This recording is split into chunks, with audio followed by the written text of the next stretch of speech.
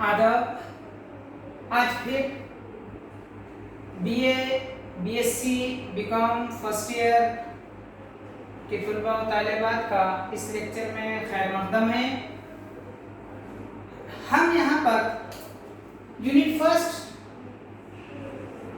का अफसाना नंबर 1 शतरंज की बाजी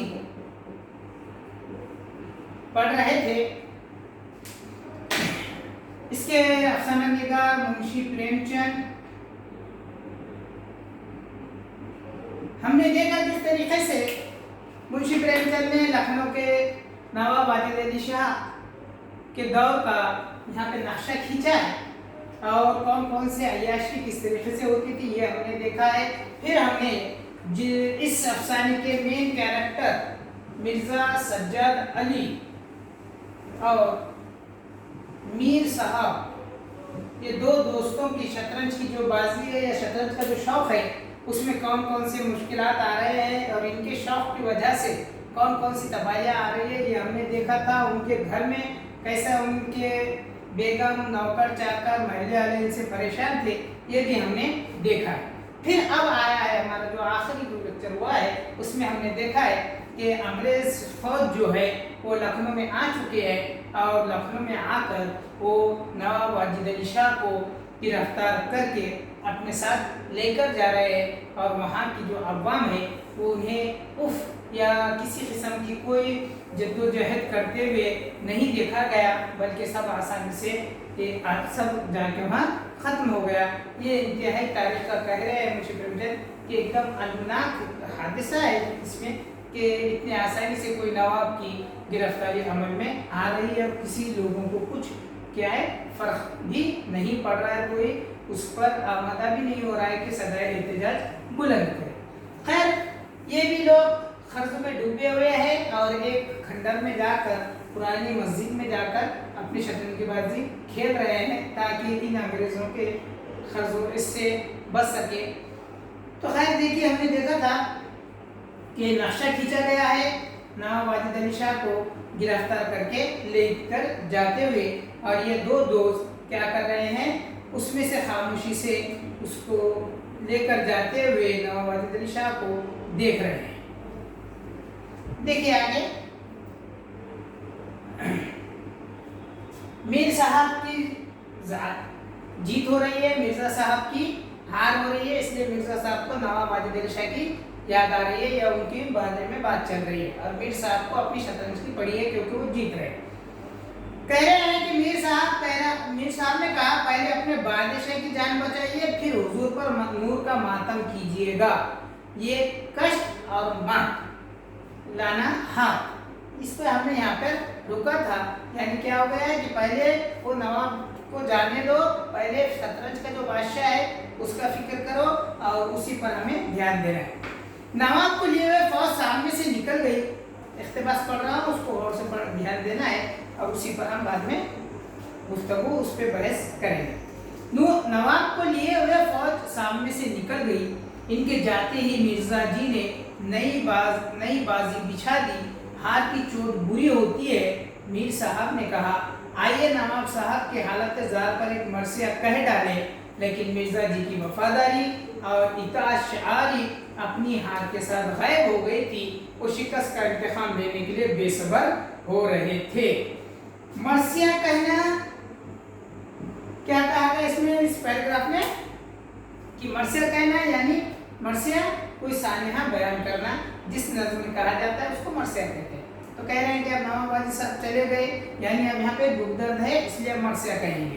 कब कह रहे हैं मीर साहब? जब उन्होंने बाजी जीत ली। इस पे जब से मिर्जा साहब कह रहे थे तो उन्हें फिक्र कोई फर्क नहीं पड़ रहा था, लेकिन अब बाजी हो गई है, जीत चुके हैं, अब बोले चलो मरसिया पड़े चलो इस पर। तो अब क्या हो गया इस पे मिर्जा साहब को तो अब क्या की फिक्र लगी हुई है, हार हो चुकी है तो हार का बदला लेने का पड़ा है नवाब साहब को।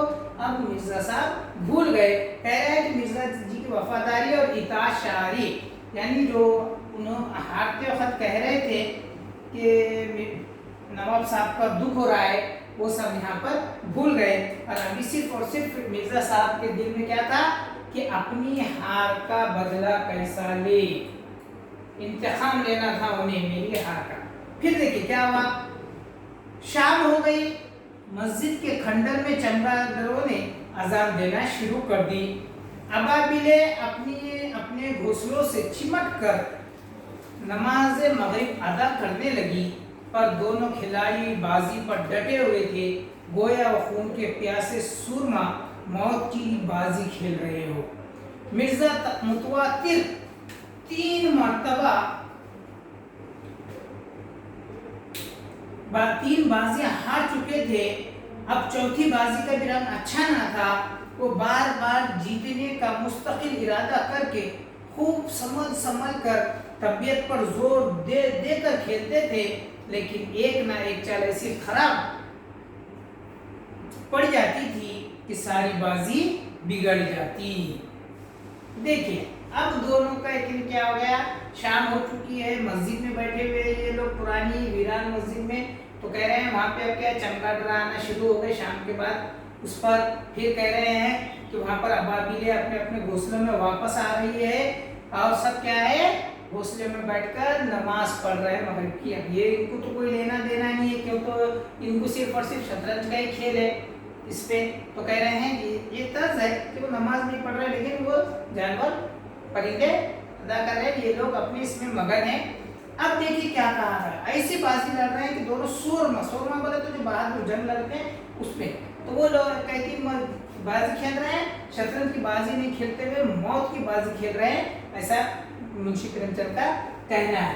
आज मिर्जा सज्जाद अली साहब 3 बाजी हार चुके, लेकिन एक बात याद रखिए, इंसानी फितरत है कि क्या होता है कि हार हो जाने के बाद बाज इंसान क्या है उसमें अपने जज्बात के बहाव में बह जाते हैं, और उसी में के लिए क्या है लोग जीत हार के बगैर खाली जज्बात से काम लेते हैं। क्या हुआ उसका 3 बार हार गए और चौथी बार भी बाजी खेल रहे हैं कि नहीं मुझे तुझे हराना है, लेकिन चौथी बार भी क्या हो गया, वो उनकी बाजी एकदम संभल के चल रहे मारे एक बाजी उल्टी पड़ी कि वो बाजी पूरी खराब हो रही है, जिसकी वजह से अभी केस में मिर्जा सज्जाद साहब का क्या है मूड एकदम खराब है, एकदम गुस्से में है, और जिसम में क्या लगी हुई है इंतकाम की आग भड़की हुई है, और वो चाह रहे हैं कि किसी भी हालत में जीत जाए। ये होगा मिर्जा साहब का हाल। अब देखिए मीर साहब क्या कर रहे हैं, जिन आज मुतवातिर तौर पर जीत हासिल कर रहे हैं, इनका क्या हाल है देखिए।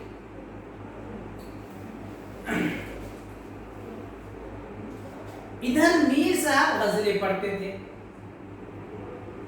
ठुमरियां गाते थे, चुटकियां लेते थे, आवाज कसते थे, जिला और जगत में कमाल दिखाते थे, ऐसे खुश थे गोया दफीना हाथ आ गया।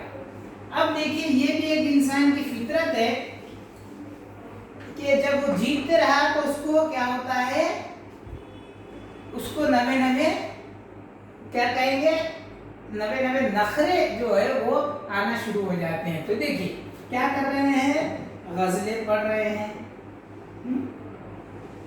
ठुमरियां पढ़ रहे हैं, गाते थे, चुटकियां ले रहे हैं, और कह रहे हैं क्या है आवाज कसते थे, और जिला और जगह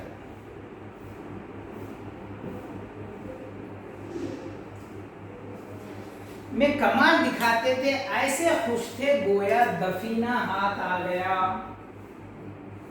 दफीना के माने खजाना, कोई दफन वाला जो माल होता है वो चीज हाथ आ गई, ऐसा इतना खुश थे। अब देख लेते कुछ बातें। गजलें आपको पता है कि प्यार मोहब्बत की बातें, ठुमरियां यानी कि ये भी क्या है एक ऐसा कलाम होता है 2-4 बोल का कि जिसमें लड़कियां खासकर क्या करती है अपनी इश्क की बात कहती है। तो मीर साहब आज मजे में है, जीत रहे हैं, ठुमरियां भी गा रहे हैं, चुटकियां ले रहे हैं, यानी क्या है तंज करते करते अपनी बात ये कह रहे हैं। फिर कह रहा है कि जिला और जगत, देखिए जिला और जगत के मायने ये होते हैं कि क्या है कुछ अल्फाज ऐसे होते हैं कि जिसके 2-2 मायने होते हैं, यानी जू मायने, एक जाहिरी और एक बातिनी यानी अंदरूनी। इस पे कहना एक चीज का होता है मगर इशारा दूसरी तरफ रहता है। ऐसी चीजें यहाँ पर लेकर मीर साहब जिला और जगत ये कर रहे हैं, उनके किसके मिर्जा साहब के मजे ले रहे हैं उस पर। और जब कोई हारने वाले के को उतना बुरा नहीं लगता है जब वो हारता है, लेकिन जब उस हार पे कोई भी अगर मजे लेते लगता है कि वही हार रहे हैं अगर कहता है या कोई फिक्रा कहता है, तो उस हारने वाले शख्स में इंतखाम का जज्बा ज़्यादा बढ़ जाता है और वो चीज़ को मुकम्मल करने के लिए वो अपनी पूरी ताकत सर्फ कर देता है। तो देखिए अब मीर साहब के ऐसे हालात हैं कि खुद जीत रहे हैं तो गज़लें पढ़ रहे हैं, टुकड़े ले रहे हैं, पढ़ रहे हैं, गा रहे हैं, चुटकियाँ ले रहे हैं, जिला जगत में कमाल दिखा रहे हैं। तो मिर्ज़ा साहब पे क्या गुजर रही है देखिए। कह रहे हैं मिर्जा साहब इनकी ये खुश फैलियाँ सुन सुनकर झंझलाते थे और बार बार तेवरी चढ़ाकर कहते आप चाल ना तब्दील किया कीजिए, ये क्या चाल चले और फौरन बदल दी। जो कुछ करना हो एक बार खूब गौर करके कीजिए। जनाब आप मोहरे पर उंगली क्यों रखते हैं, मोहरे को बेलाग छोड़ दिया कीजिए। जब तक चाल का फैसला ना हो जाए मोहरे को हाथ ना लगाया कीजिए। हजरत आप एक चाल आध घंटे में क्यों चलते हैं, इसकी सनद नहीं जिसकी एक चाल में 5 मिनट से ज्यादा लगे इसकी बात समझी जाए। फिर आपने चाल बदली, मोहरा वहीं रख दीजिए।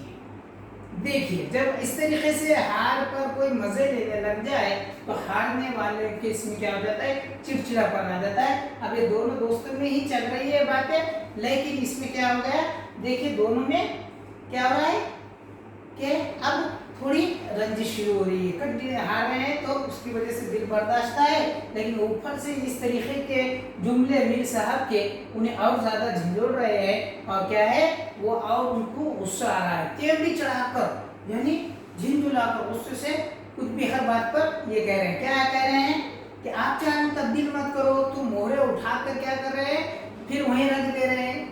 पहले गौर कर लो, चाल चलना है फिर वही मोहरे को उठाकर उधर रखो।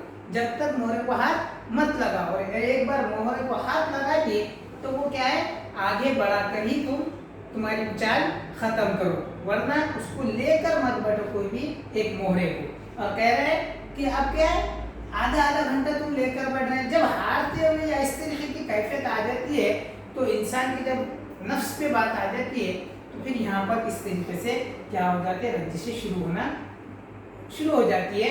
तो कह रहे हैं कि भाई तुम घड़ी अगर आधा घंटा एक चाल चले तुम नहीं चल सकते, तुम्हें कितना वक्त लगेगा 5 मिनट का वक्त रहेगा, 5 मिनट में कर दिए ठीक, नहीं तो तुम्हारी बात समझी जाएगी। और कह रहे हैं कि चलिए अब वापस मोहरा जाके वहां रख दो, तुम्हारी बाजी खत्म हो गई। अब देखिए दोनों में कैसे खलिश शुरू हो रही है। फिर कहा है मीर साहब का फर्जी पटा जाता था। बोले मैंने चाल चली कब थी। अब मीर साहब बोले भाई मैंने तो चाल नहीं चली अभी तक, मोहरा हाथ में था ठीक है, मगर मैंने चाल चली क्या नहीं। मिर्जा साहब कह रहे कि मोहरा वहीं रख दो, मीर साहब कह रहे मैंने चाल ही नहीं चली। अब देखिए मिर्जा साहब ने कहा आपकी चाल हो चुकी है, खैरियत इसी में है कि मोहरा उसी घर में रख दीजिए। देखिए अब दोनों के लहजों में तलखियां आ रही है कि बाजी कैसा रखना है।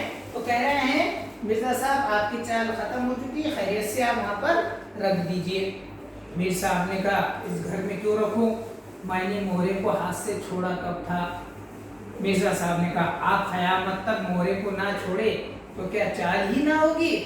फर्जी पिटते देखा तो धांधली करने लगे।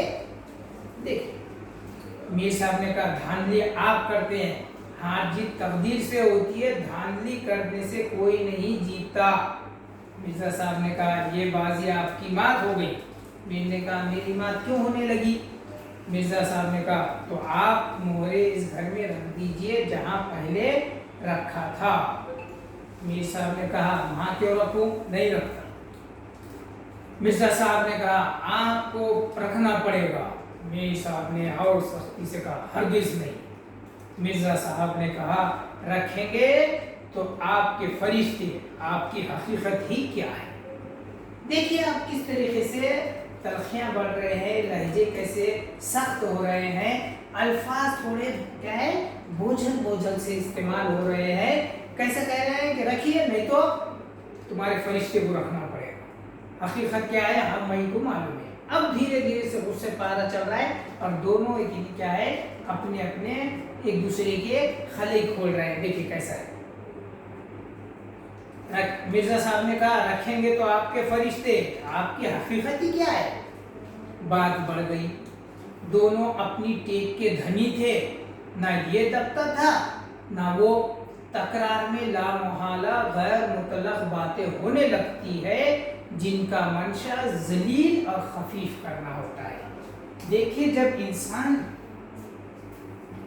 इस बात से आगे बढ़ जाता है तो वो जब क्या है तकरार में ज्यादा बढ़ जाती है तो वहां पर क्या हो जाता है, इसमें गैर मुतल्लक तरीके से उसको पता नहीं मगर खुद ब खुद क्या हो जाने लगता है कि सामने वाले को जलील वो खफीफ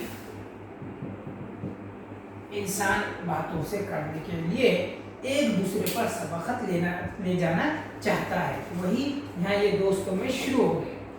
इस पे बातों में कर तेरी हकीकत क्या, तेरी हकीकत क्या है, तुझे क्या है, मुझे मालूम तुम कौन है, तुम क्या, इस तरीके की जो बातें होती है तो वो एक बढ़ते बढ़ते क्या हो जाता है, फिर इंसान इस बात पे आ जाता है कि वो कौन से लफ्ज इस्तेमाल करूं कि जिससे सामने वाले को मैं जलील वो रुस्वा कर सकूं। यहाँ कोई बात यहीं पर इन दोनों पे आ रही है। दोनों में से कोई भी कम नहीं है, उनमें भी दबरा नहीं है और न मिर्जा साहब न मीर साहब।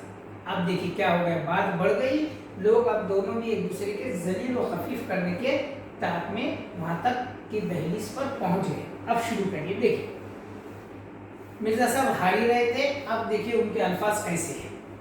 मिर्जा साहब ने फरमाया अगर खानदान में किसी ने शतरंज खेला होता तो आप आइन और कायदे से वाकिफ होते। वो हमेशा घास छिला किए, आप क्या खाकर शतरंज खेलिएगा।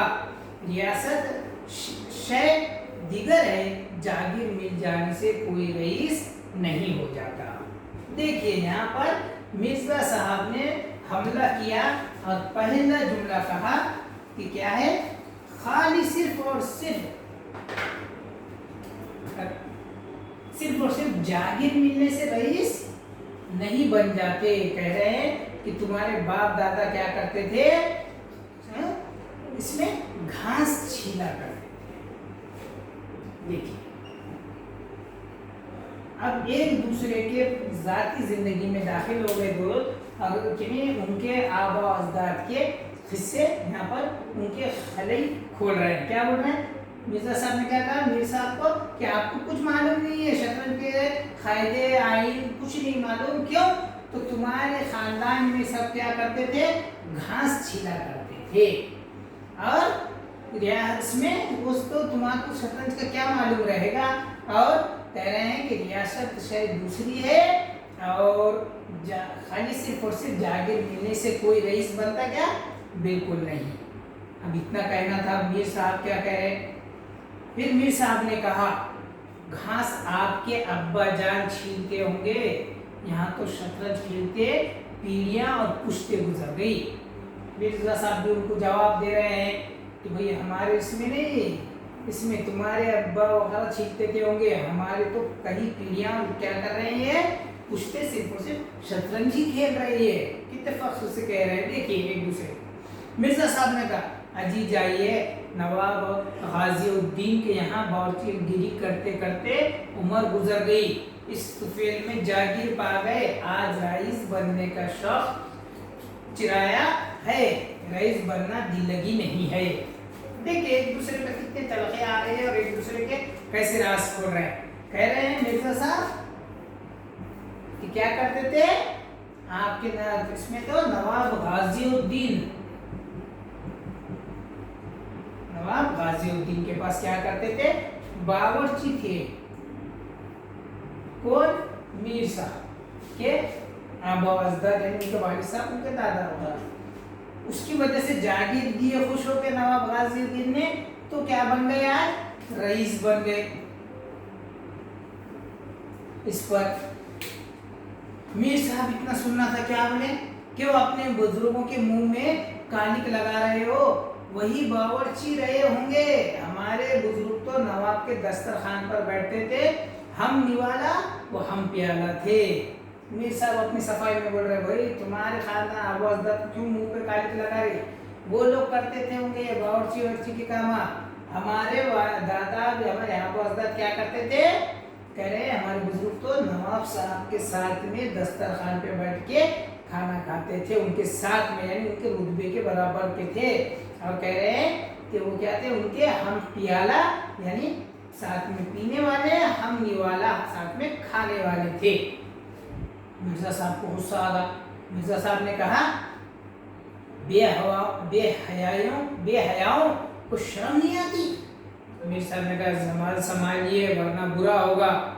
यहाँ ऐसी बातें सुनने के आदी नहीं है। किसी ने आग दिखाई और हमने दिया तलावा हाथ, भंडारा खुल गया। देखिए अब बात बढ़ गई है, दोनों एक दूसरे के क्या है बुजुर्ग पर चले गए हैं, आबू अजदद पर चले गए हैं। तो मीर साहब भी क्या होगा एकदम गुस्से में आ गए और बोले, ज़बान संभालिए, अच्छी बात नहीं रहेगी, हम ऐसे बातें सुनने के आदी नहीं है। देखो कैसे गैरत भी है तो कहाँ पर है? सिर्फ अपने नफ्स पर या अपने जाती इस पर आने के बाद इतना गुस्सा, इतनी उनको जोश आ रहा है। बाकी दूसरी चीज़ इतने हालात हो गए मगर किसी को कुछ उफ तक नहीं आई। तो खैर तो कह रहे हैं कि हम भी कि क्या है इसलिए बात देखने वाले नहीं है। अगर कोई हाथ दिखाता है, आँख दिखाता है तो हम क्या करते हैं? हमने दिया तलावा हाथ, यानी क्या है एकदम उनको हम गर्म कर देते हैं, भंडारा खुल गया। मिर्जा साहब भी कम थे क्या? उन्होंने भी कहा, मिर्जा साहब ने कहा, आप हमारे हौसले देखेंगे तो समझ जाइए तकदीर आजमाई हो जाए इधर या उधर। मिर्जा साहब कहाँ खामोश रहने वाले थे? उन्होंने बोले ठीक है, अगर इतना ही अगर तुमको ताकत का जोर बताना है तो चलिए आ जाओ, क्या करेंगे? तकदीर आजमा लेंगे, कौन कितना आ रहे है और कौन कितना पा रहे। मीर साहब ने कहा, हाँ आ जाओ, तुमसे दबता कौन है? तो ये भी वही थे। इन्होंने बोले ठीक है आ जाओ, हम क्या कम है, चलो देखते हैं, दोनों मैदान में आ जाओ। दोनों दोस्तों ने कमर से तलवार निकाल ली। क्या करे? अब दोनों में इतनी बात बढ़ गई, तलखियां इतनी ज्यादा हो गई कि क्या है दोनों ने तलवार कमर से तलवारें निकाल ली। इन दिनों अदना और आला, अब यहाँ पर मुंशी प्रेमचंद वहां के दौर के बारे में कह रहे हैं, खाली रईसों के बारे में नहीं कह रहे हैं। अदना व आला यानी छोटा और बड़ा दोनों तबके के चाहे कोई भी हो, वो क्या करते थे? सभी कटार ये सब क्या है हथियार के नाम है, औजार पर इस्तेमाल होते थे। खंजर, फिर पेशे खब्ज और शीर पंजा बांधते थे।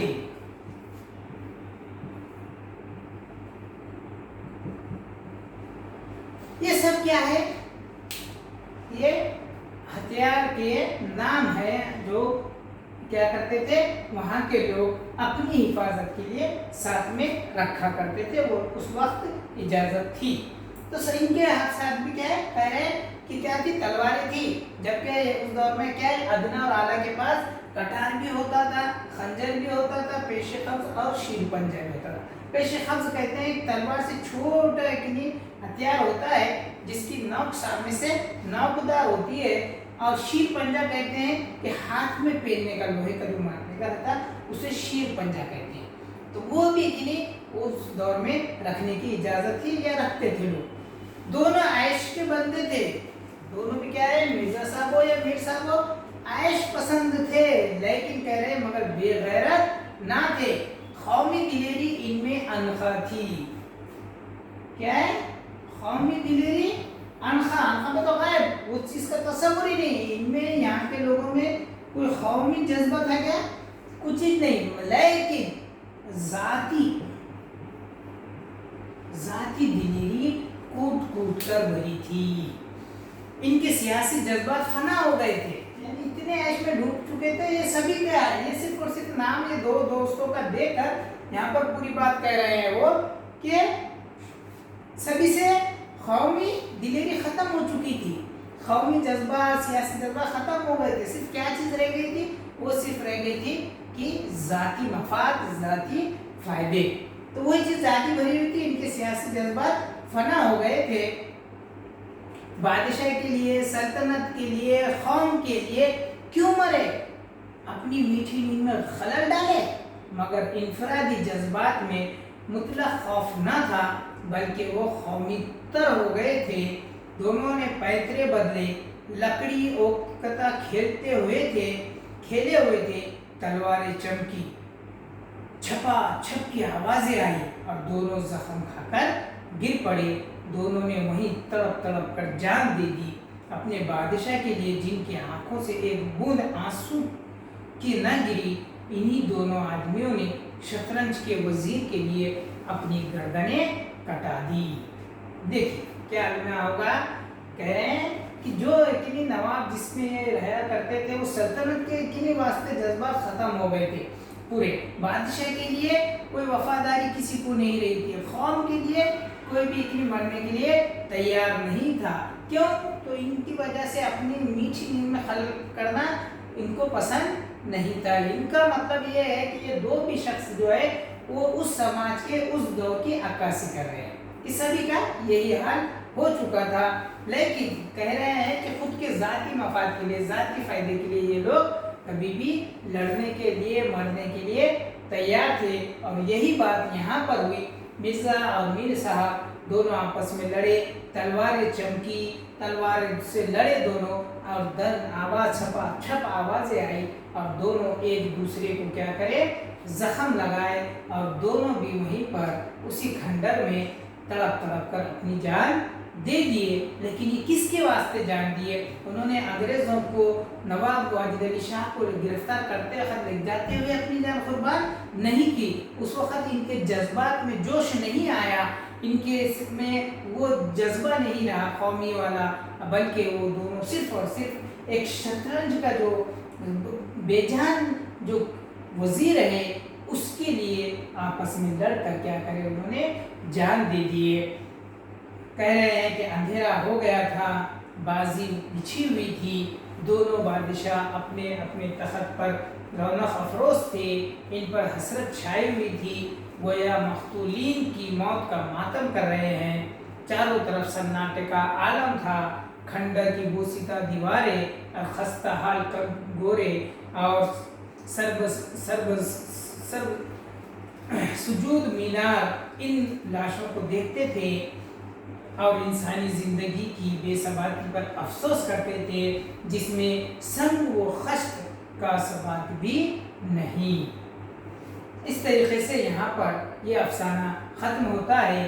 اس افسانے کے ذریعے منشی پریم چند نے اس دور کی عکاسی تو کی ہے، لیکن وہاں پر لوگوں کی عیش پرستی کا کیا نتیجہ نکلا، کس طریقے سے لوگ تباہ و برباد ہو گئے اور کسی کو اس کا کچھ فرق بھی محسوس نہیں ہوا.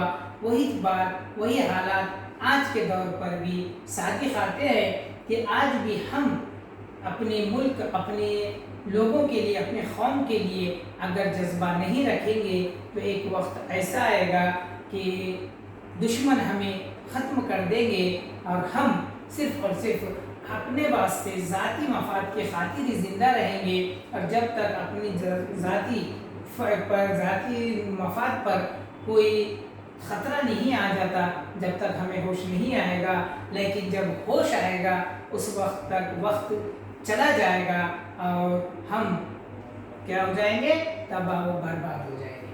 یہی بات منشی پریم چند نے اس افسانے کے ذریعے ہمیں سبق دیا ہے کہ ہمیں بھی اس طریقے کے فرسودہ جو کھیل ہے اس سے بچتے ہوئے اپنی تعلیم، اپنی زندگی میں ترقی کا خیال کرنا چاہیے. اور کسی بھی چیز پر ایک یاد رکھیے کہ جیسا آج موبائل کا دور ہے، کرکٹ وغیرہ فٹ بال کا دور تھا اس سے پہلے، کہ لوگ اس میں اپنی سبھی چیزیں بھول کر اسی میں لگ رہے تھے. یاد رکھیے کہ زندگی میں کبھی بھی کسی چیز کا، کھیل کا خاص کر حد سے زیادہ اگر تم اس کے دل دادا ہو جاؤ گے، اس کے شوقین ہو جاؤ گے، تو یاد رکھیے اس کا نتیجہ صرف اور صرف تباہی و بربادی ہی ہوگی۔ صرف اور صرف تمہاری تباہی و بربادی نہیں ہوگی، بلکہ اس آپ سے منسلک جتنے بھی لوگ ہیں، چاہے وہ رشتہ دار ہو، دوست ہو، محلے والے ہو، جتنے بھی آپ سے تعلق رکھتے ہیں، اس کھیل کی اس میں حد سے زیادہ اس کا انوالومنٹ، اس کا حد سے زیادہ اس پہ آپ کا منسلک ہونا، ان سب کے لیے اور خود کے لیے کیا ہے؟ تباہی و بربادی ہی لائے گا۔ وہی بات یہاں پہ منشی پریم چند نے یہ کھیل شطرنج کی بازی، اس کھیل کے ذریعے، شطرنج کے ذریعے ہمیں یہاں پر بتایا ہے۔ آج کے دور میں دیکھ رہے ہیں، ہمیں سب کو پتہ ہے کہ موبائل کیا ہو چکا ہے؟ بالکل شطرنج کی طرح ہو چکا ہے۔ یعنی اس میں لوگ اپنے ہر چیز ذاتی میں جو جتنے بھی اتنے اپنے کام کی چیزیں ہیں وہ سب چھوڑ کر صرف موبائل کی طرف راغب ہوئے، اور دوسرے جو ضروری کام ہے، سیاست میں کیا ہو رہا ہے، مذہبی امور کیا ہے، سیاسی امور کیا ہے، سماجی امور کیا ہے، سماج میں کون کون سی برائیاں یا جو کون کون سے خطرات منڈلا رہے ہیں، اس سے کسی کو کوئی لینا دینا نہیں ہے، بلکہ شطرنج کی ہی طرح آج موبائل کیا کر رہا ہے؟ لوگوں کو سماج سے دور کر رہا ہے، اور ایک وقت بالکل ایسا ہی آئے گا کہ سب چیزیں ایک دوسرے کو ختم کر دے گی، اور آخر میں جو ہم موجود ہیں یہ بھی تباہ و بربادی کے، ہم کیا ہے؟ تباہ و بربادی میں حصے دار بن جائیں گے۔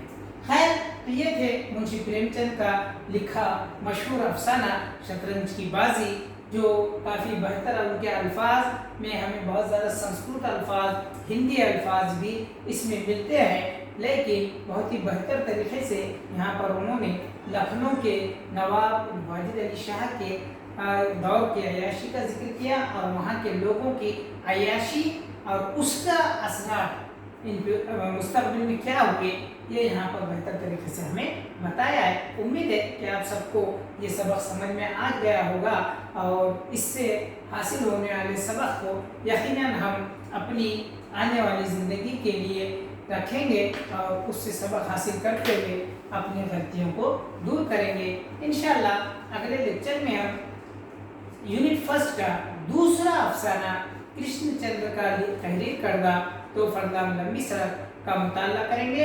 جب تک کے لیے خدا حافظ۔